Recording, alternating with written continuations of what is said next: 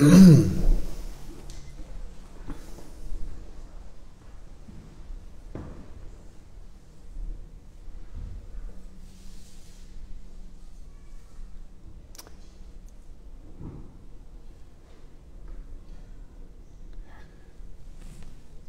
friend of mine,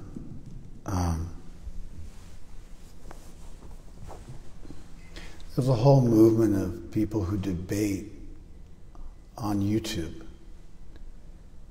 And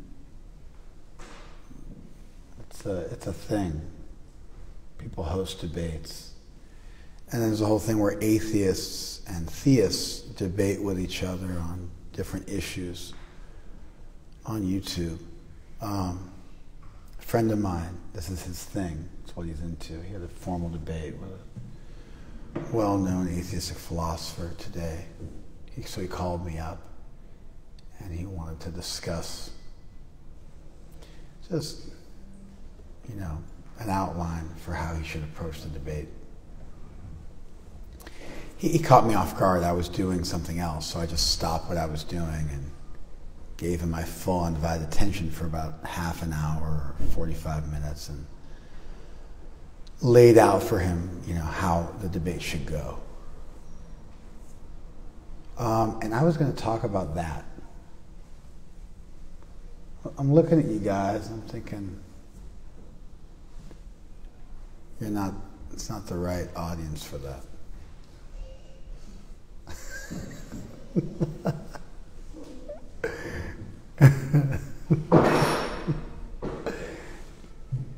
You can think about what that means. I'll let sometimes lyricists who write songs, they never tell you what the songs are about because they want people to make the songs their own. So I'll let you guys think about what that means. But anyway, while I was on my way up here, my wife and I were chit-chatting about this or that.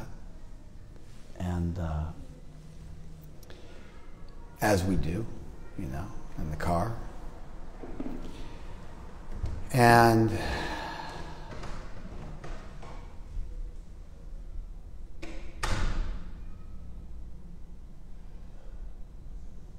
well, we were talking about making wedding outfits and how my wife has a lot of wedding outfits that she's making this year for people's marriages. We're actually talking about you guys, Liv and Alberto, who are getting married on July 17th.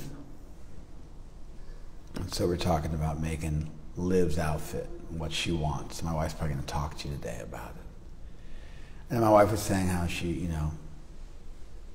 she's doing a lot of wedding outfits this year. And then the conversation turned to my son, Rukta, when he's going to get married, and when he's going to get engaged. And then my wife and I talked about our own engagement, how we got engaged. You guys know how my wife and I got engaged? Well, let me tell you.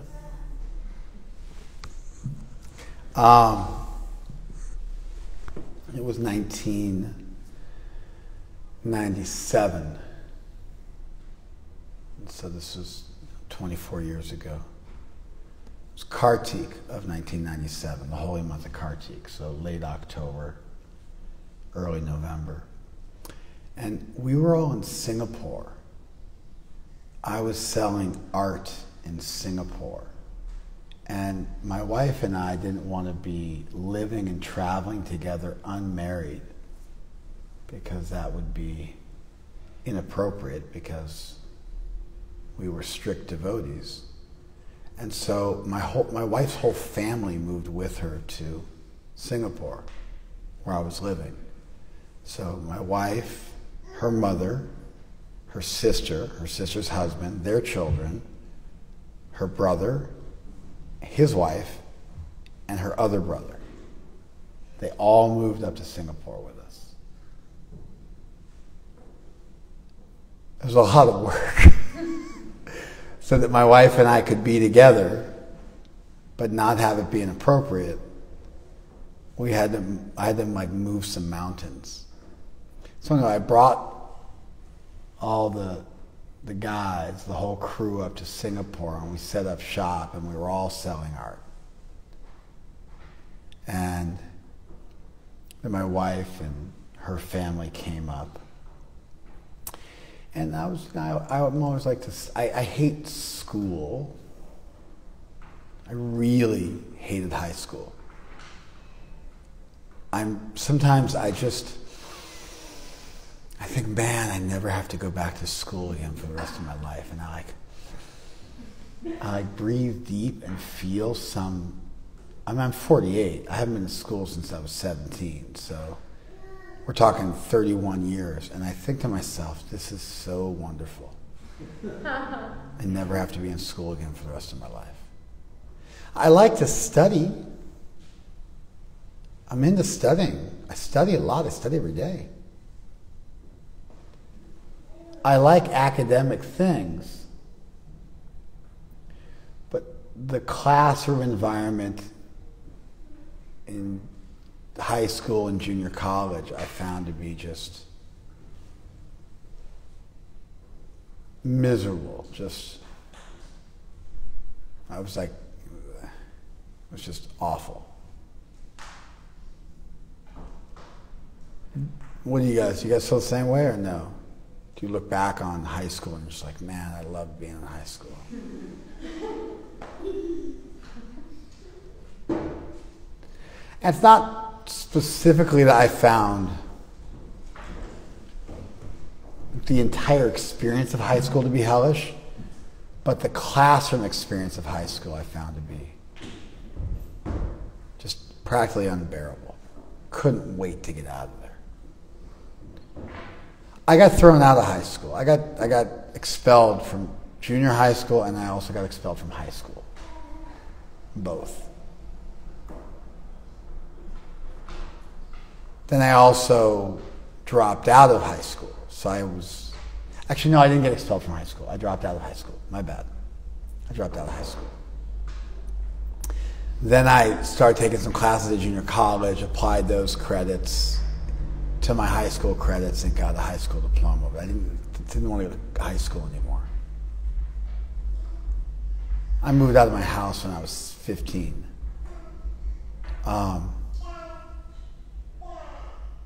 So, anyway, we all moved up to Singapore together, and I decided to take a course in gemology.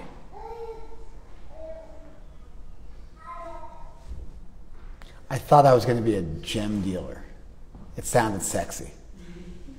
Like I also wanted to be a fireman at some point. You know, I wanted to be a fireman when I was like 16, 17, and I wanted to be a gem dealer when I was 24, 25.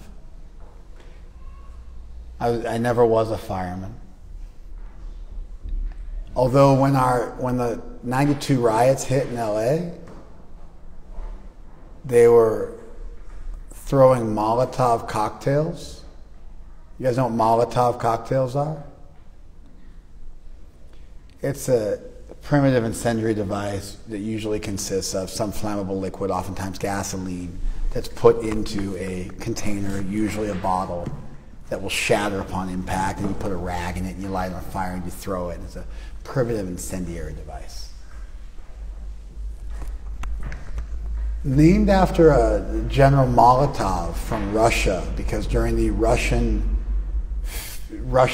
War, I think it was World War II, Russia was, I think Russia didn't help the Finnish out. They promised to help Finland out, and then they didn't. Am I getting this right? And then, They invaded Finland. So Russia invaded Finland. They were supposed to help Finland out. They didn't help them out. They instead, they called a truce. They called a truce, and Russia didn't honor the truce. And so the Finnish would throw these bombs and call them Molotov cocktails after the General Molotov from Russia. It's like it was like some, the Russians had some name for something. They called something, and the Finnish came back. And, oh, here's a cocktail for you, General Molotov, and they threw it, and that's how the name came about. Anyway, they were throwing Molotov cocktails at businesses all over L.A. And the thing is, once things catch fire, it's tough. It's really hard to put them out. So the riots hit in '92, and then somebody shot up the Govinda's restaurant with a gun. Now, this isn't the Govinda's restaurant that you guys know up in LA, but the Govinda's used to be across the street in Los Angeles, across Venice Boulevard. Directly across from the temple, they rented the space. It didn't get rented out for like 20 years after the devotees left it. Just crappy landlords. They just let the place sit there. But they shot out the window. And then we started to get freaked out. Okay, they burned down the Fedco. The Fedco was like the original. You remember Fedco? You remember Fedco? Fedco was the original Costco. You said yes too? Who said yes also? Howard and Krishna Das. They remember Fedco. Fedco was the original Costco. It's like Zodi's, Fedco. There's all these places. They don't exist anymore. Remember Zodi's? You thought Zodi's? Nobody remembers Zodi's, right? Zodi's was like a J.C. Penney's, Mervyn's, like a Mervyn's, kind of like a lowbrow department store, kind of like somewhere between like a Ross and a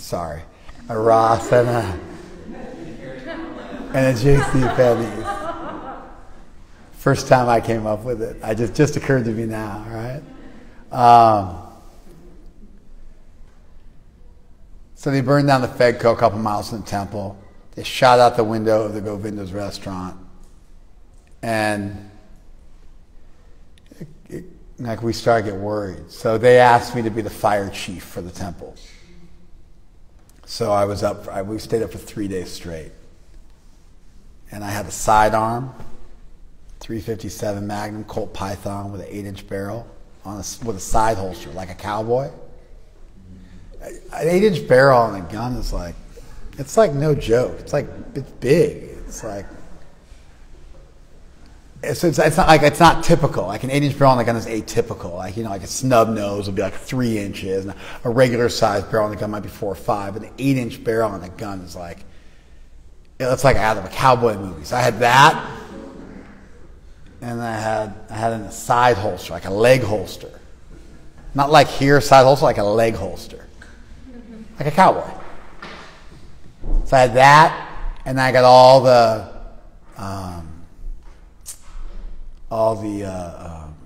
fire extinguishers, and some buckets of sand, and like some buckets of water, and like the hoses, and I had them all, in various strategic points around the community, and I had a team, and then if they were going to firebomb the temple, then we would be able to quickly extinguish the blaze. So I got a chance to use my couple of semesters of fire science.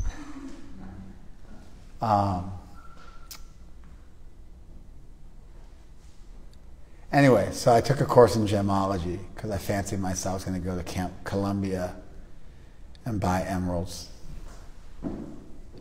Columbia is a source for emeralds. And Cambodia and buy rubies. And so I connected with a Singaporean, world-renowned gemologist, and we took his course.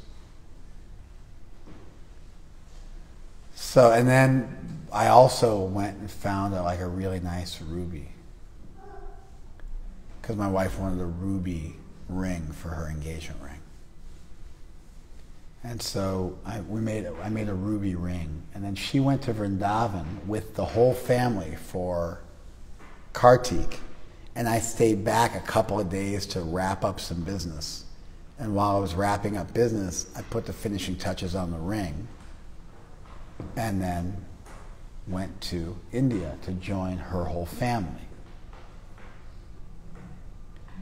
And then in India, in Vrindavan, my wife and I would go on walks to various temples, in the evening time to see the Arati ceremony and hear the kirtan. And so we were walking on the Parikrama Marg. There's a road that goes all the way around Vrindavan. It's not one road, it's multiple roads, but it forms a circle around Vrindavan, and you can circumambulate. You can walk around. Circumambulate. The ambulators. Ambulate means to walk. You say anduvar, ¿cómo se dice en español? To walk. Caminar?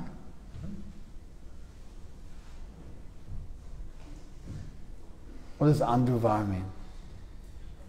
You don't know? Ambular? No? Anyway. Ambulate is an archaic English term for walking. So we were walking around Vrindavan. It's like a spiritual thing you do. You walk around a sacred place or a temple. Most temples are set up so you can walk around the temple. And then even sometimes a holy town will be set up so you can walk around the holy town. And there's a path that you follow. So we were walking on that. And I found this forest. Now Vrindavan means forest of Vrinda Devi. And there's 12 forests of Vrindavan also.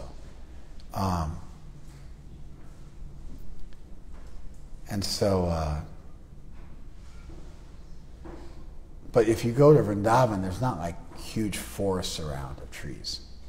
The trees are pretty sparsely planted. And if you find a little section where there's 20 or 40 trees, it's special. I found this beautiful forest in Vrindavan of hundreds of trees off the beaten path on the bank of the Jamuna.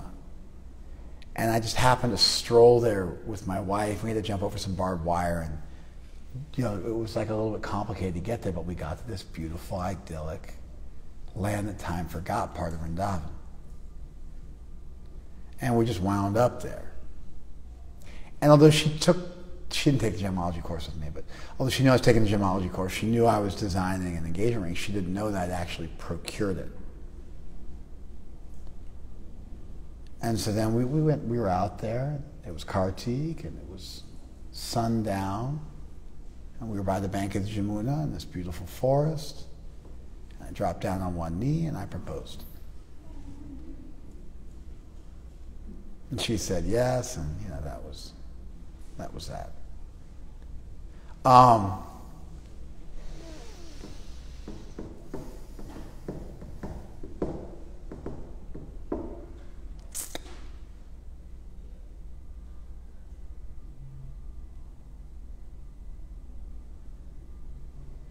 Anyway, my wife said to me that today, so we're talking about, Rukta getting married, or people getting married, her making outfits, and then you guys getting married, and what's your outfit going to look like, and everybody's going to get married, and then Rukta's going to get married, and remember when we got married, and before Rukta gets married, let's get engaged, and remember when we got engaged. It all just sort of happened quickly. I didn't even tell her about us getting engaged. I just thought of it while we were driving up. And then my wife, we hold hands while I drive because I like to live dangerously.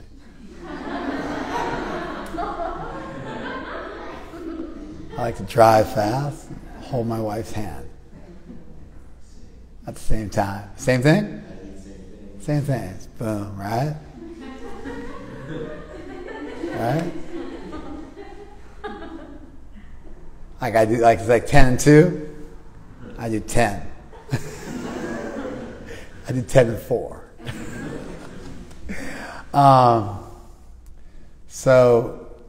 And then she squeezed my hand and she said, the best thing I ever did in life was marry me. And I was like, same. I was like, best. I said same, except for becoming a devotee. And then she said, yeah, well, I was already a devotee, so for me, it's the best thing I ever did. So we had that exchange, and I thought, if these people are too knuckleheaded, they look too Neanderthal, then I won't give the class on ethical theories.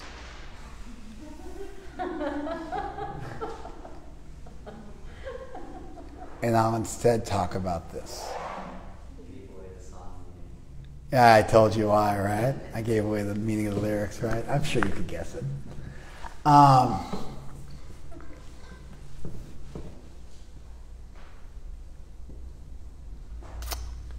So, what I thought about with that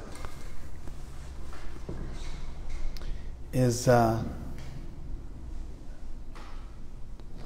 life's pretty short.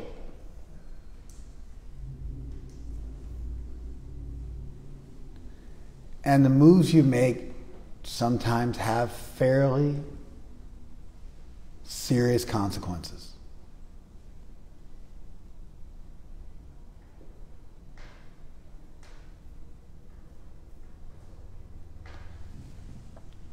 I was talking to my son yesterday, and we were cleaning up after his mom, my wife. And I was like, geez, man, your mom drives me insane. I was going to clean up after her. And he was like, it's so true. Like, what you do when you're a kid, it becomes your reality.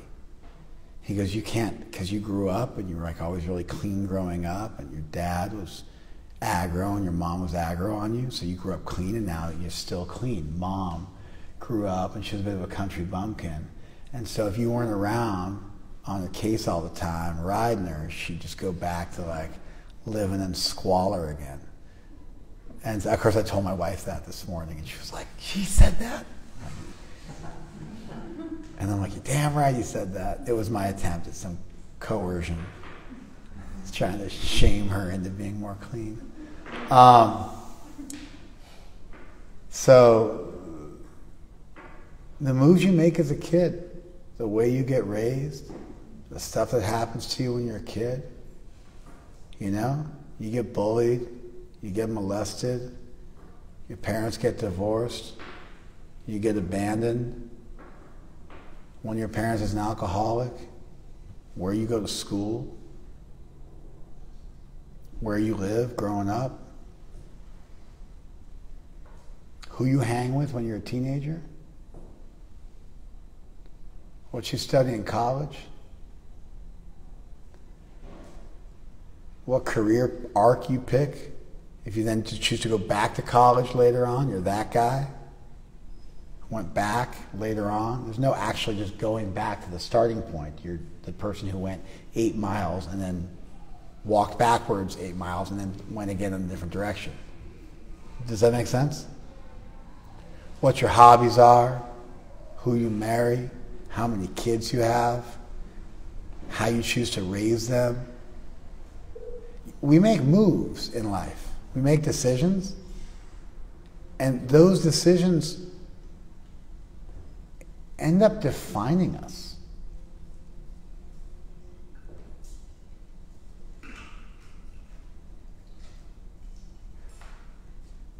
It's not as simple as you make one mistake and everything good you've ever done is rent asunder. But the decisions you make, the lifestyle you choose to have, the company you keep, in a relatively short period of time, that starts to define you.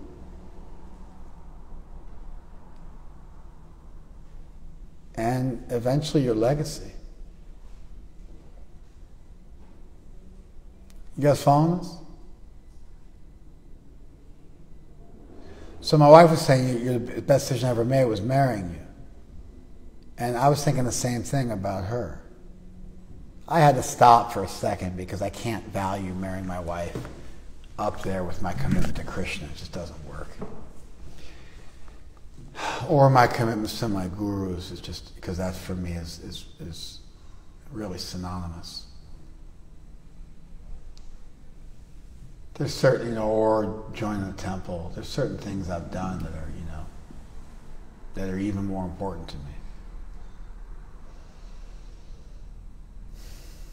But she's pretty high on the totem pole.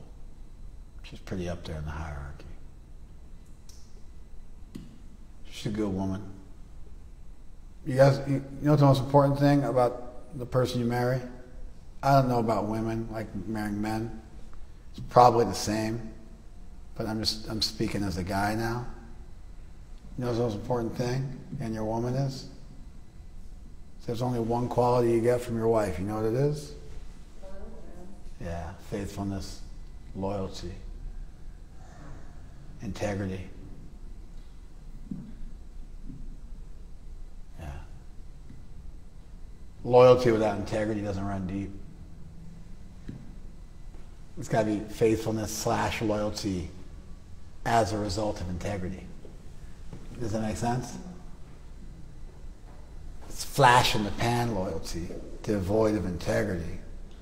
That don't mean a lot. Do you guys follow this? But that's it. Deep faithfulness. Now I'm doing the math. That's the same thing you need from a guy. Traditionally, it wasn't. In traditional patriarchal society, men would marry more than one woman. Women wouldn't marry more than one man. There's a few exceptions to that. There's a place in China. But for the most part. And so, faithfulness was the defining feature, traditionally, of a wife. But I think in our culture where there's one spouse till death do us part, then faithfulness from the man is also critical. You guys following this? So, there's a close second. Not close. There's a second. There's a couple qualities you need. Faithfulness isn't enough. You know what else is really important in your partner? Huh? Yeah. Let me define beauty for you. My brother? Beauty means sexual attraction. That might sound strange to say such a lowbrow thing in a church of all places. Marriage is a sexual contract between two people. Non-performance of spousal duties is still, in many states, grounds for divorce. Sometimes they replace that with irreconcilable differences as a catch-all phrase, but it used to be non-performance of spousal duties. You could legitimately divorce somebody if they refuse to have sex with you.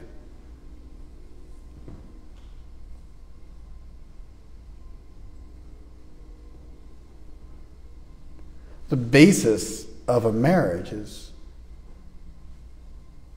it's a monogamous arrangement.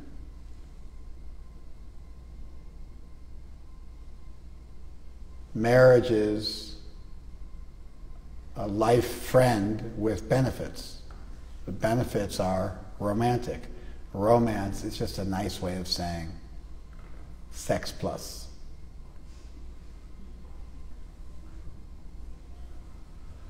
So beauty, whatever that means for you. Beauty more important than fidelity? It is not. But imagine being married for life and only having one sexual partner for life, and you found that person to be repulsive, physically. Not intellectually, not emotionally, just physically. You found it to be totally repulsive. Does that sound like a walk in the park? Doesn't sound like a walk in the park to me either.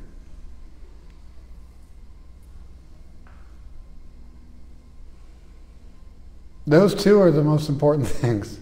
There's other stuff. You guys got to, be able to get along and stuff like that. But really, if you compare those things to those two things, nothing actually is on the same level as those two things. You have to be able to count on the person, and you have to be attracted to the person. You follow? With your platonic friends, they can be as ugly as they want to be. It's cool, right? Think about it. Think about it. Your platonic friends can be repulsively ugly. I mean, if it gets too much, you're like vomiting every time you see them, it might be a problem. But there's a pretty wide berth there for ugliness with your platonic friends, isn't it? There can be intimacy and depth. Loyalty is the important thing for friends, and romantic friends is loyalty and attractiveness.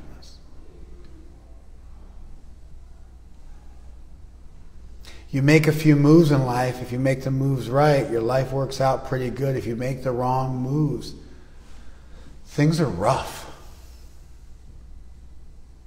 Right, KD? KD made a dumb move. What'd you do again? He robbed a bank.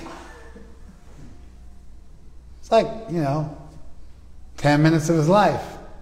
Robbed a bank. He might have done some other crimes before he got caught. But anyway, this one particular one, he robbed a bank. Do you guys know he's a bank robber? Like an armed robber, like with a gun. There's a whole thing in the 70s called strong arm robbery. You guys familiar with that? Lesser crimes if you don't have a gun. Armed robbery carries much stiffer crime penalties. So gang members used to just come and muscle people and like beat people up and rob them just like by punching them in the face a bunch of times. You can't make that work in a bank. There's too many people around, but like in a small shop, like a bodega or something like that, called strong arm robbery. And if you get caught, you don't get sent to prison for as long. As soon as you introduce a weapon, the charges get much more severe. It's much more difficult to beat somebody with a stick and get it argued down to a misdemeanor than it is to beat somebody up and get a felony assault dropped down to a misdemeanor. So he was a major felony. He did hard time. How much time did you do? 12 years. 12 years. In a maximum security penitentiary. Had to join a gang to survive, right? Had to join a gang. Whole thing. 12 years of his life. Just boom, gone, mistake. My little brother, been sober for a couple years, decided to go get high on cocaine 5 years ago. Got himself a little bit of heroin because the come down from crack cocaine is so horrible. Shot up, but miscalculated. Maybe it was fentanyl. That's kind of common these days. They put a little fentanyl in there because you get a big yield from that. But it's also, even before fentanyl, it's very common. If you haven't done heroin in a while, your resistance goes ways down. You take the same amount you thought was going to get you high before, based on your previous resistance, but your resistance gone way down, you OD and die. That's like the most common way heroin addicts die. Like a real hardcore heroin addict usually doesn't OD. It's when a serious heroin addict gets sober and then they use again, then they OD. Shot the wrong amount of heroin. That's it. He died. 35. Game over.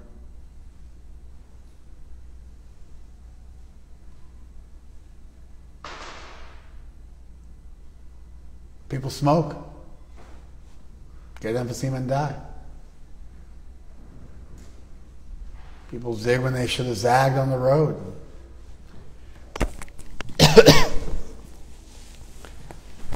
Sometimes stuff happens beyond your control.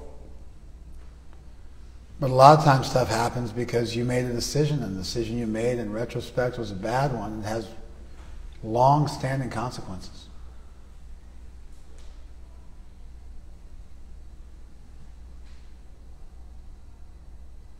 So, we were driving up, my wife said, the best decision I ever made was marrying you. And I thought the same thing. And I thought, maybe if I don't want to do the moral philosophy thing, we'll do this instead. Life is short. You get to make a few moves and then it's game over. Learn to make good decisions. Learn to invest in the right things. Learn to invest in the right people. Learn to invest in the right causes is everything.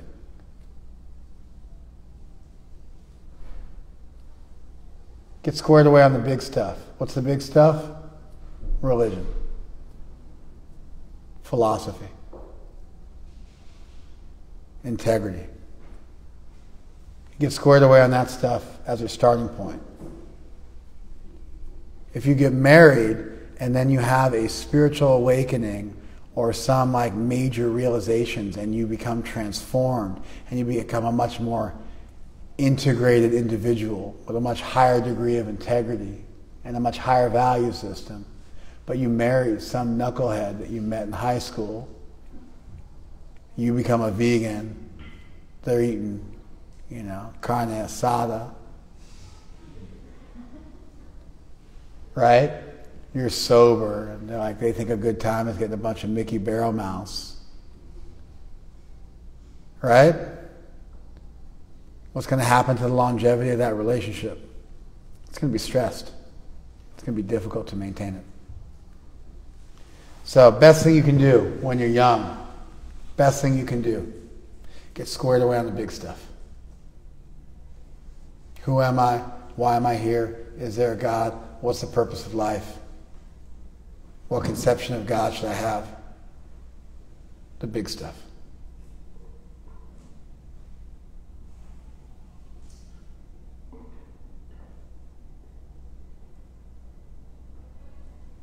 Step one.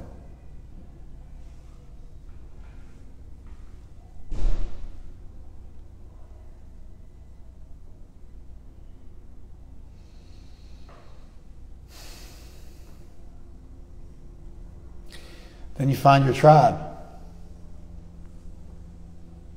your people.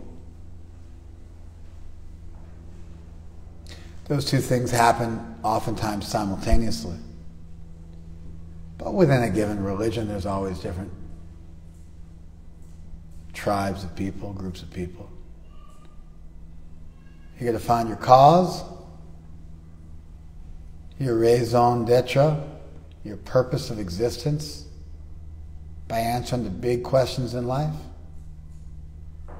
Who am I? Why am I here? What am I supposed to do? And get religion. Even the idea of what am I here to do? I'm saying, what am I ultimately here to do? Like, we have an answer.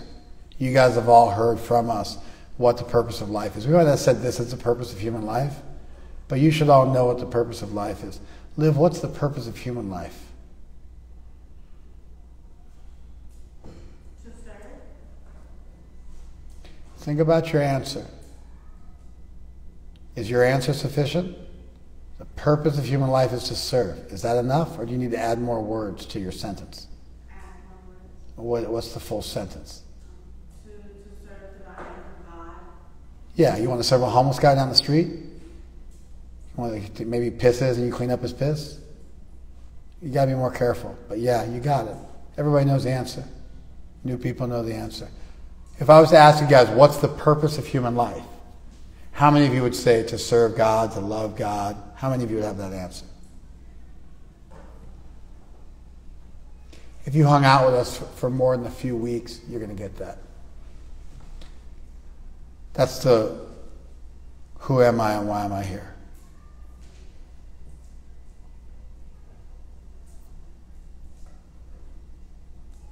Then there's the people you're going to hang out with, the people you're going to be with, people you're going to be around.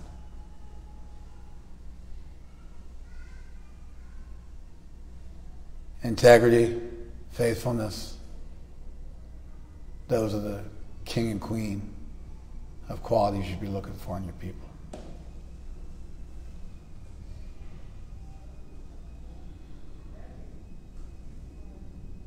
And you got to find a mate. If you squared away your religion, then when you look for a mate, you get it? And you look for a mate that's compatible with your the answers to the other questions. Does that make sense?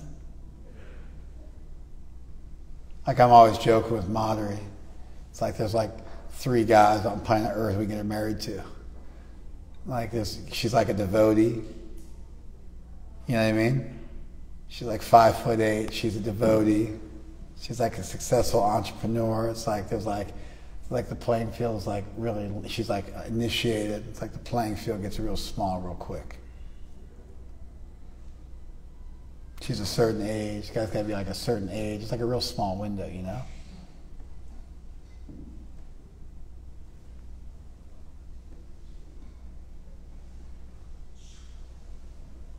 So, you get squared away on what your belief system is. You get squared away on your people. Then you get squared away on your mate. If you get those 3 things, by the way, it's funny how I mentioned you get your tribe together before you find your mate, isn't it? Because who does that? You find your mate, then you build your tribe, right? It's because people are stupid.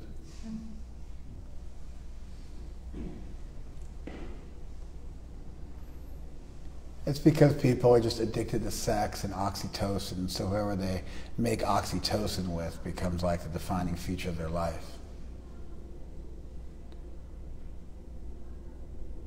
If you don't have some kind of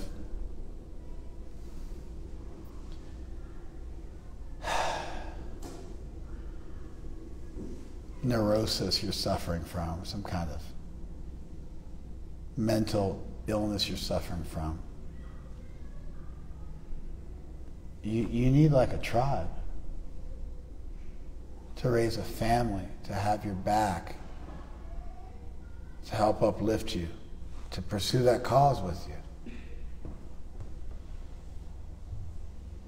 The nuclear family isn't enough. You need to be part of something bigger than yourself and bigger than just those immediate individuals.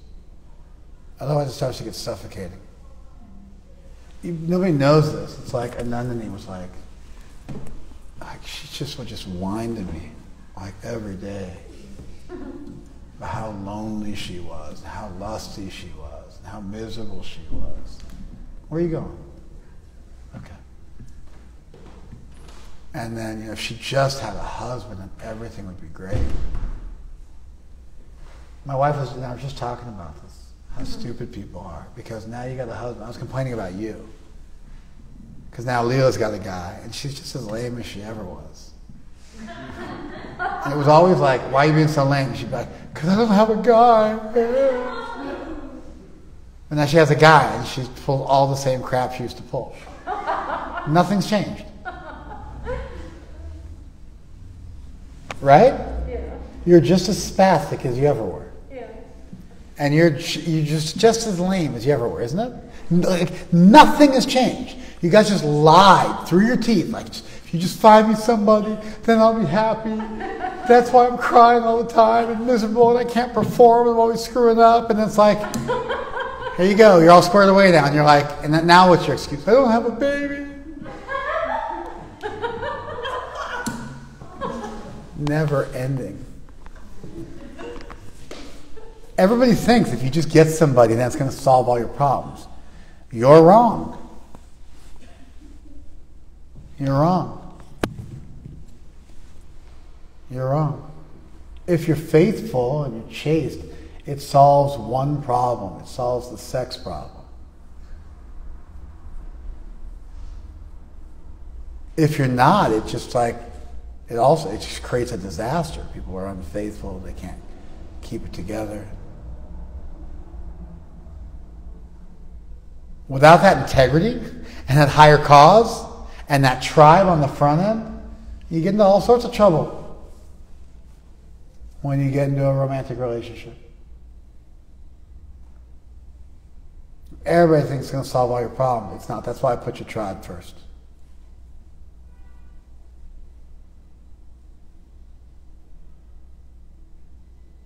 You get squared away on your religion, you get squared away on your people, and you get squared away on your mate. If you get those things locked down, You could be a garbage man or a woman. You could be snaking drains, like as a plumber, you know, as your life's work, and you'll be happy. You don't get those things squared away, you marry a bad woman or a bad man, dude, you are screwed. You pick a bad tribe, you're going to drown. And you don't answer the big questions of life and find your cause, the whole thing is trivial and worthless. And you're going to suffer from nihilism and just like this realization like none of it matters. Life is short. You get to make a few moves. Those are the few moves you need to make. You get those moves squared away. It doesn't matter what you do for money. It doesn't matter how rich or poor you are. People are always like, so I was just talking to somebody recently. I mean, he's got a master's degree. She's got a master's degree. They're both from rich families. They're talking about getting married. I'm with the in-laws who are also priests in our religion. We're talking the other day. I'm like, when do you guys get married? I'm like, oh, you know, in like 3 years. I'm like, why? And they're like, oh, you know, we like save up a bunch of money and get a house. I'm like, that doesn't make any sense. You guys are going to be falling down. Otherwise, you're going to suffer the Madonna whore complex. You guys know what that is? It's when you become friends with your spouse and there's no sexual attraction. And then you end up like not being attracted to your spouse. You got to go find somebody else. Freud called it the Madonna whore complex. You turn your wife into a Madonna, a Virgin Mary, and you got to go find somebody who you can fulfill your carnal desires with. I'm like, so if you're planning on being celibate for years before you get married, that's not going to work. And then if you're not, then it's like now you're not having integrity. Like you guys came. So like you're pregnant and we're like, hey, yippee, and let's do your wedding at the temple, right? Like no problem. It's like, that's wonderful, you know? Because you guys came already as a couple, so we're good. She's a priest. They got together. If she's like, hey, I'm pregnant before they got married, it'd be like, what are you doing? You get it? We got a standard.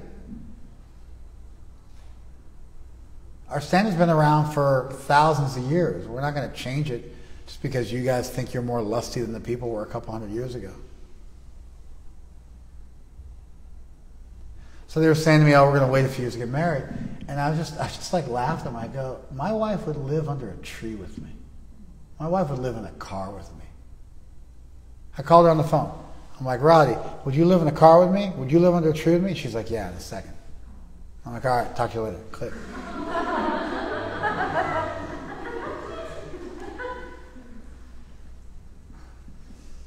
You follow? You get married. If you get that squared away, you found your cause, you found your people, and you found your mate, get that squared away, and go to college. Live in the dorm together. Try and fail with a bunch of careers. What does it matter? Travel together as like backpackers. Do whatever you want to do. What does it matter? What's the problem? You never have it squared away financially. You never have it all figured out. I talked to her parents. Her parents were right there. I'm like, did you guys have it figured out when you got married? They're like, no, I was living in the dorm. We had nothing. No money, no job, student debt, living in the dorm. You follow? What does it matter? If you need money to keep your marriage together, you married the wrong person.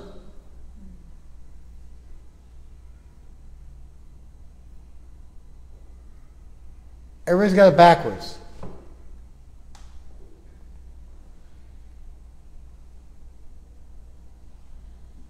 Everybody picks their spouse before they pick their tribe and their cause. And everybody makes that whole thing wait on money. They're putting this ahead of this, and they're putting this ahead of that. They got the whole thing mixed up. You guys following us? Life is short. You make a couple moves. You are never going to marry the sexiest person in the world. There's always going to be somebody sexier. And if you marry the sexiest person in the world, guess what? Wait 5 minutes and then they're going to be old. And then they're not the sexiest person anymore, unless that's your thing. In which case you wouldn't have picked them when they were young.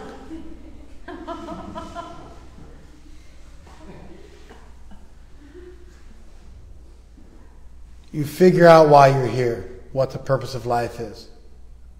What is God? Who am I? What's the reason for existence? You find your community. You find your mate. And you commit. And you're gold. And life is good. And nothing else really matters. Sally Forth, slay dragons, become rich, become poor, do both. It just doesn't matter. Get on food stamps. Buy a bank. It doesn't matter. Don't rob a bank. It doesn't matter. If you get squared away on your cause, you wouldn't be robbing banks.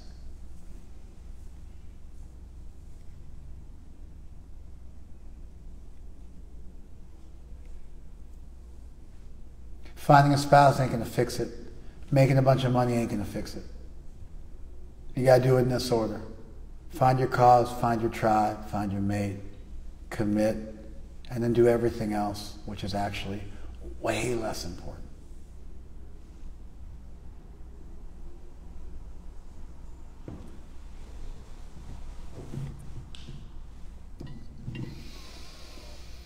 Life is short. You make a few moves. You make those moves right.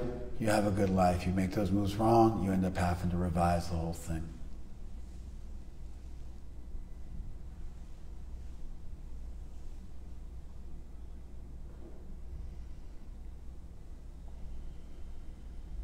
Everybody gets old, ugly, decrepit. Your body stops working on you. It's short. Life is short. Your integrity lasts.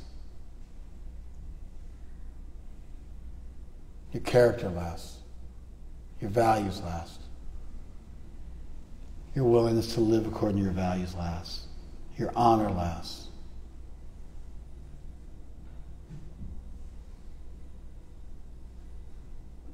Once you lose your honor, once you lose your integrity, it's real tough to get it back.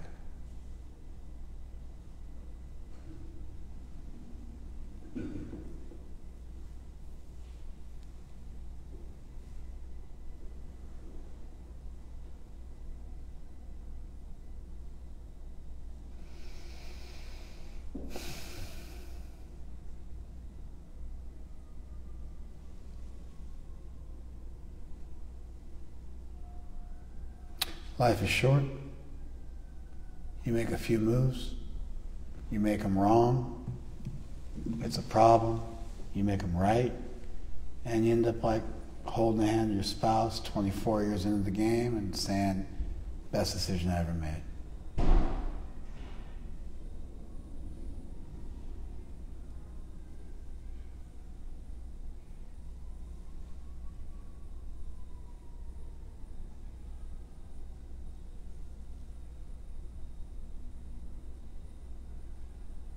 And I get to be like, yeah, best decision I ever made? Oh, no, wait, I've got some even better decisions I made. You follow? Like, you're the best decision I ever made? But then I've also got, like, my gurus. I've also got my religion. I got the trifecta.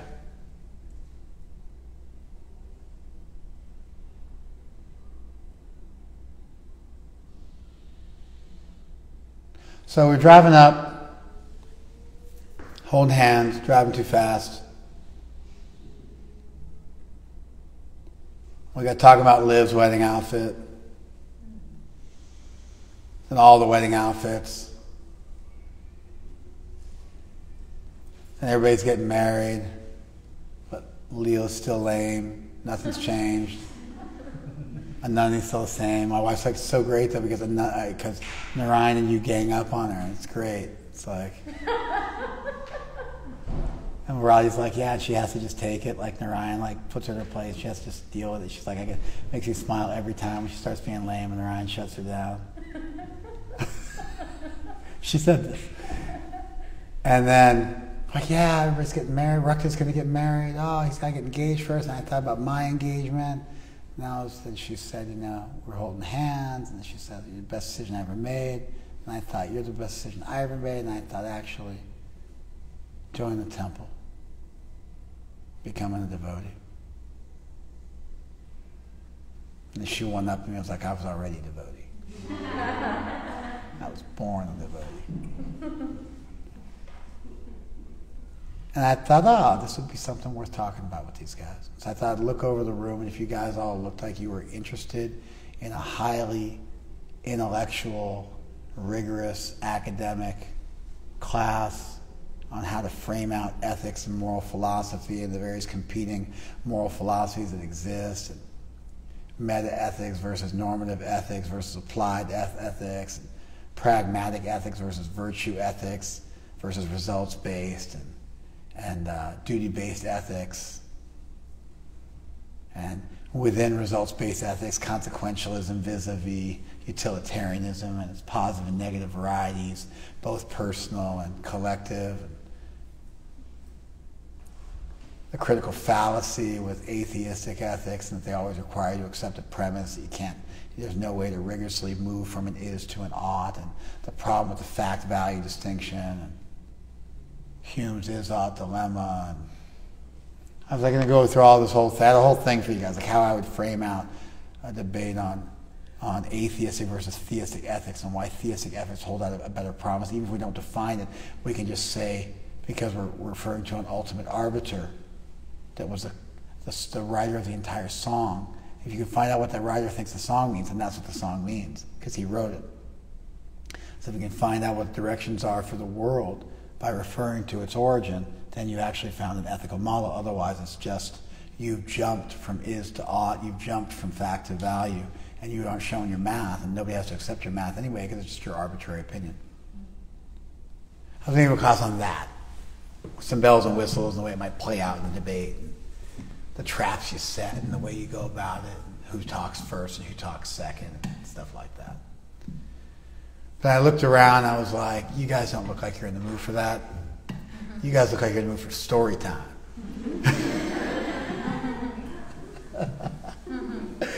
And so we told a story. We told a story.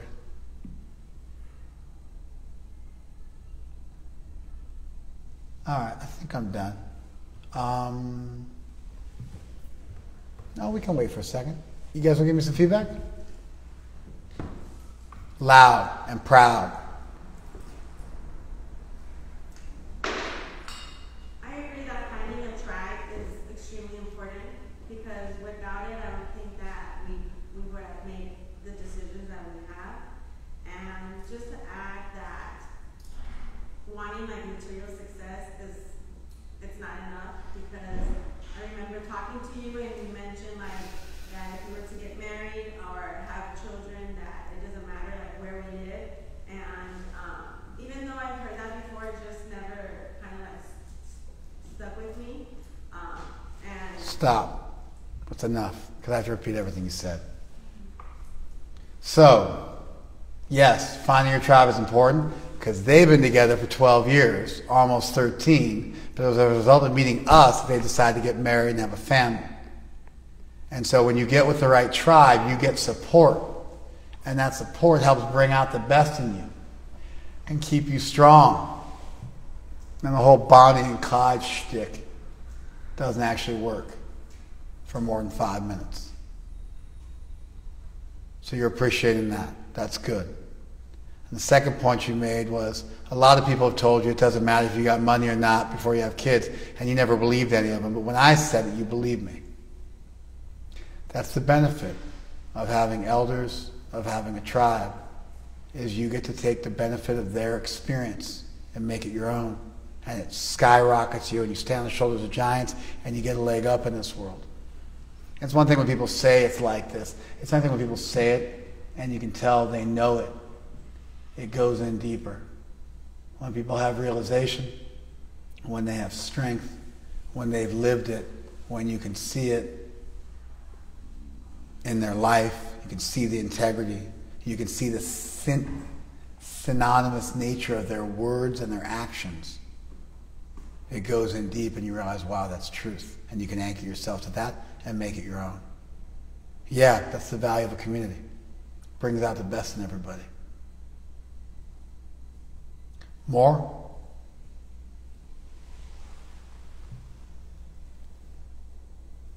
Really? Loud. So, Happy birthday, by the way. huh? Happy birthday, by the way. So I am part of a lot of different circles of communities, right? And it's interesting because I feel like I've lived this illusion of that I could get support in these different communities and trying to navigate in which ones I feel like I fit in the most. And when you were speaking today, I thought about in the future and if I were to have a family or go through hardship, and how in a lot of those communities I wouldn't have support or guidance in that way. Like Deanna's a part of a bunch of different communities. And so she wants to be a social butterfly and be a chameleon. And she equally weighted all those communities in her young mind. And she realized today, listening to class, that all the various communities you're a part of aren't necessarily equally weighted. The ones with whom you share integrity and virtue and a higher purpose of existence, those communities are more important.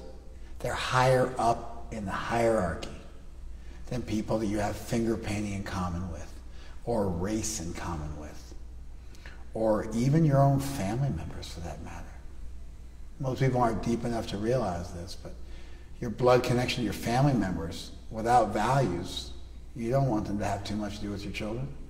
You gotta do a bunch of, I take my kids to my parents' house, but don't feed, my wife's family's all devotees, but it's like, hey, don't feed my kids meat. Hey, don't smoke or drink in front of my kids. It's like the whole, you follow? The nice thing about family is they're blood. They don't go anywhere. But when you don't share integrity and virtue with your family, it's this weird, bittersweet, sweet and sour kind of thing where you feel super close to them because it's genetic, it's biological, it's like in your DNA. And at the same time,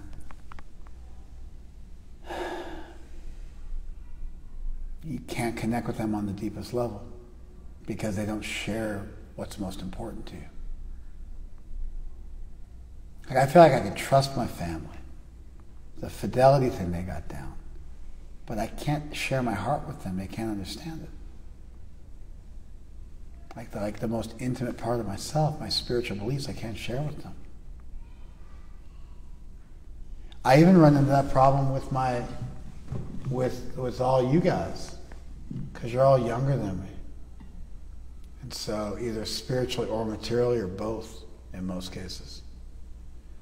So I can't share my deepest realizations with you because you don't understand them. I'd have to teach you for years to give you the framework so you can appreciate some of the stuff I think about. So I got to go to my gurus to share with them or my peers because they have the same body of realization I have, and then I can talk with them intimately about stuff that other people don't have the prerequisite knowledge to appreciate.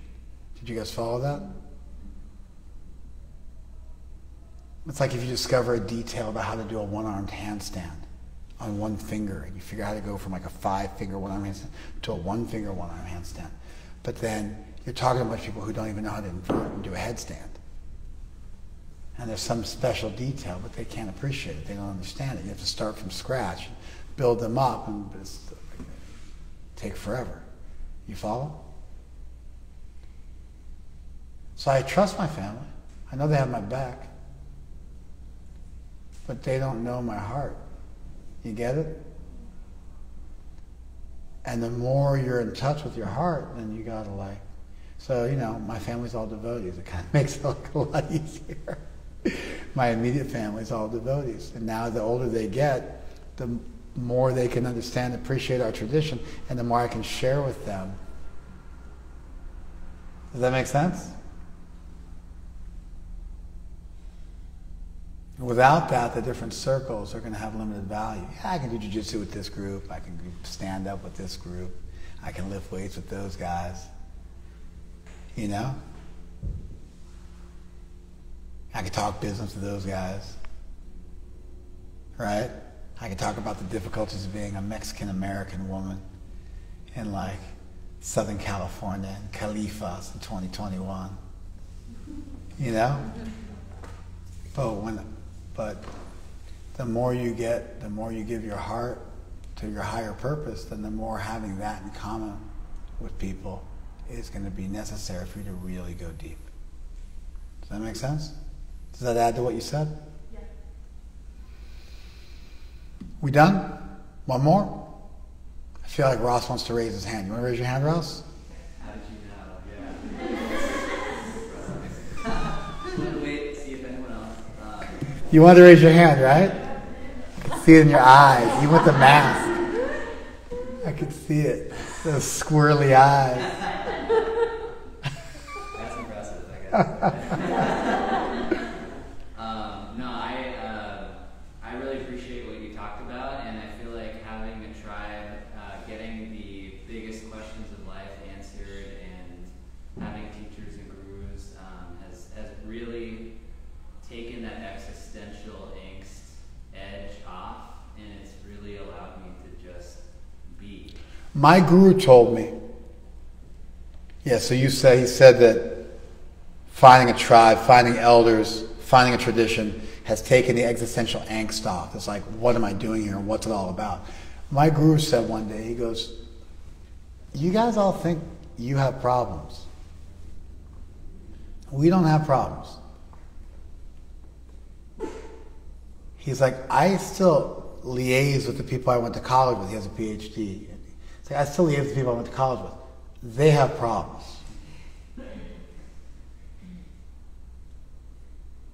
The problems which make people kill themselves and which like lead people to like not know which end is up and like everything falls apart and it's all for naught, we solve those. So our problem is, I need a God.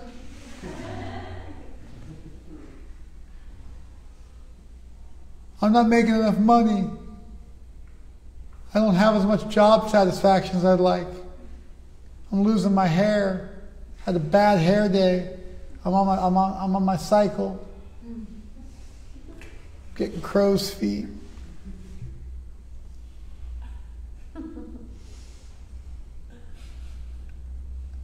Those aren't the big problems. The big problems like, why am I here? Does God exist? Like, what's this all about? Is this all for naught? Like, what am I doing here? Those are big problems.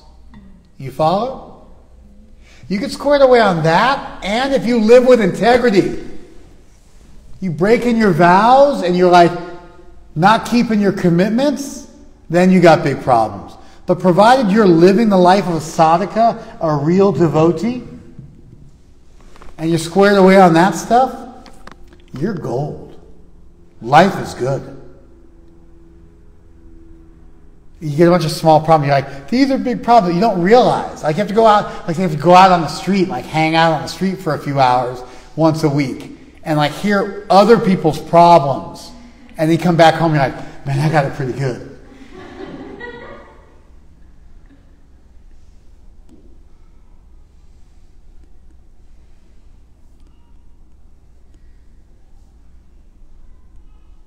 All right.